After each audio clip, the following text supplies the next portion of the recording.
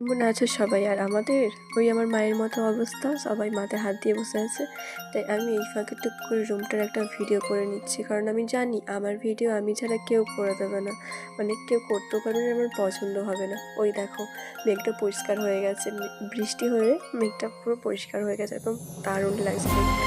আমার জীবনটা হয়তো সেরকমই অবস্থাটা হবে, তারপর হয়তো সব ঠিকঠাক হয়ে যাবে আশা করি। তো এবারে খাবার আসছে, তো আমার খেতে হবে। মামাকে দুটো দিয়েছি বড়া, ও নিজে খাবে। একবার নিজে খেতে দিয়ে খাবে বলছে, একবার মাম্মামকে বলছে মাম্মা খাই দাও, একবার বাবা বলছে বাবা খাই দাও, ওই করছে।